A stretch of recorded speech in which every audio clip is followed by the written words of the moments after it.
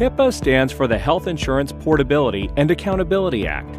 Its original purpose was to protect people from losing their health insurance if they change jobs or have pre-existing health conditions. HIPAA has been expanded over the years to also help reduce the cost and administrative burdens of healthcare transactions, and most recently to develop standards and requirements to protect the privacy and security of personal health information.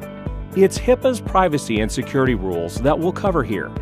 HIPAA's privacy and security rules require healthcare organizations to adopt processes and procedures to ensure the highest degree of patient confidentiality. It makes sense. Patients desire their information to be secure and rely on you to keep it safe and confidential. Personal health information, or PHI, can be created, stored, or transmitted in many formats: through verbal conversations, written documents, over computer software or hardware, and in various other forms. All require security and confidentiality measures to be implemented.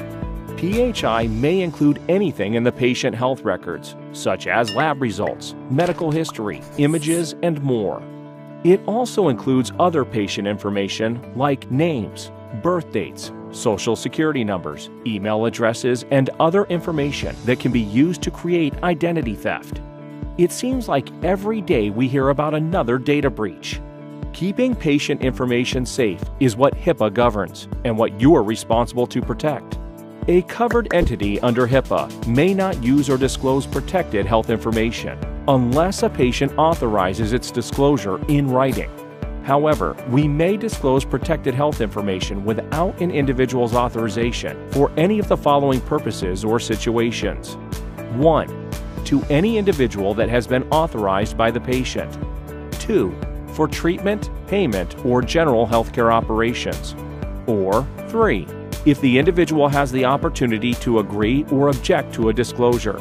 For example, when the patient brings another patient into the exam room. In addition, all practices are required to provide patients with a Notice of Privacy Practices, NPP.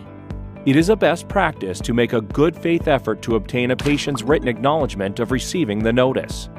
The NPP must inform patients of the uses and disclosures of PHI that the practice may make and define the patient's right to access and amend their medical information.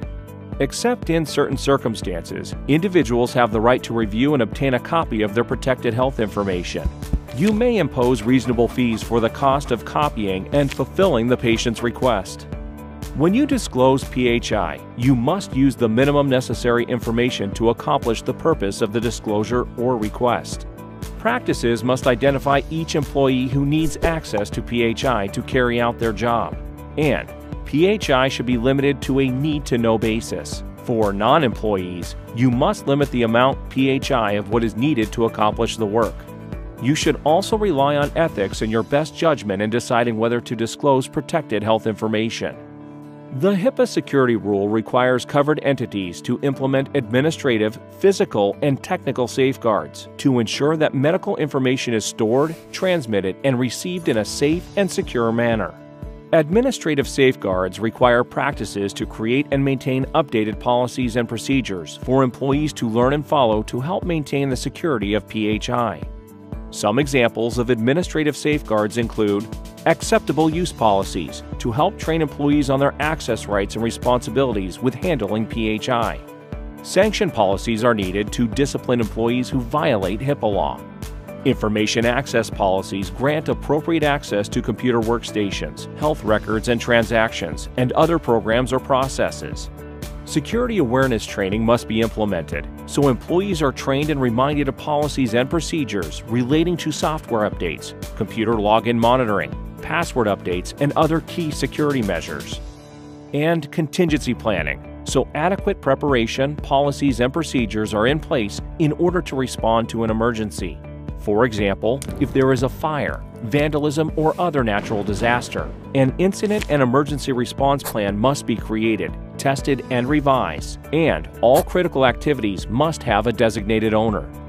Technical safeguards require practices to implement procedures and the right software and equipment to protect PHI.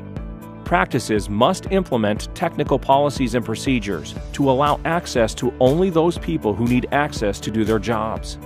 Practices should incorporate encryption and decryption in backing up, restoring, and transmitting electronic patient information. And policies and procedures must be set up to destroy PHI when it is no longer necessary to fulfill a job or function. Physical safeguards must be implemented to protect the location and devices within your practice. Facility access controls must be created, and all access must be monitored. It's important that you understand and monitor who is accessing the practice, and security measures are put in place prior and after a potential incident. To help administer these safeguards, HIPAA requires that every practice designate a HIPAA security and privacy officer. The designee can be the same person, if appropriate. The HIPAA security and privacy officers play key roles in leading the implementation and training of HIPAA requirements for your practice. HIPAA is enforced by the Office of Civil Rights, a division of the Health and Human Services. Penalties can be up to $50,000 per penalty per violation, and increase up to $1.5 million per identical penalty or willful neglect in any calendar year. Civil and criminal penalties may apply depending on the offense. In addition, with the enactment of HIPAA's Omnibus Rule in September 2013, covered entities were expanded to include your business associates, which include auditors, consultants, IT companies, and others with whom you have agreements involving the use of protected health information. That means when a doctor takes notes in a medical chart or an assistant, data enters health information into a report or online program discussing a patient's condition. Any entity that also is in contact with this information is now governed under HIPAA. HIPAA requires that updated business associates agreements are executed between the practice and all business associates.